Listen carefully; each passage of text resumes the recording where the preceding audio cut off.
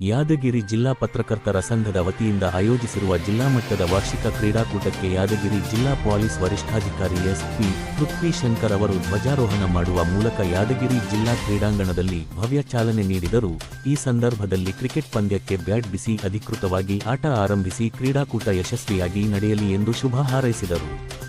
ಕಾರ್ಯಕ್ರಮದಲ್ಲಿ ಮಾತನಾಡಿದ ಜಿಲ್ಲಾ ಪತ್ರಕರ್ತರ ಸಂಘದ ಅಧ್ಯಕ್ಷ ಮಲ್ಲಪ್ಪ ಸಂಕಿನವರು, ಪತ್ರಕರ್ತರ ನಡುವೆ ಸ್ನೇಹ, ಆರೋಗ್ಯ ಹಾಗೂ ಏಕತೆಯನ್ನು ಬೆಳೆಸುವ ಉದ್ದೇಶದಿಂದ ಸತತ 4 ವರ್ಷಗಳ ನಿರಂತರ ಕ್ರೀಡಾಕೂಟ ಆಯೋಜಿಸಲಾಗಿದೆ.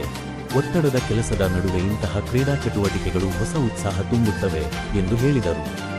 ಕಾರ್ಯಕ್ರಮದಲ್ಲಿ ಸಂಘದ ಪ್ರಧಾನ ಕಾರ್ಯದರ್ಶಿ ಸಿದ್ದಪ್ಪಲಿಂಗೇರಿ, ಪದಾಧಿಕಾರಿಗಳು, ಹಿರಿಯ ಪತ್ರಕರ್ತರು, ವಿವಿಧ ತಾಲೂಕುಗಳಿಂದ ಆಗಮಿಸಿದ ಸದಸ್ಯರು ಹಾಗೂ ಕ್ರೀಡಾಪಟುಗಳು ಉಪಸ್ಥಿತರಿದ್ದರು.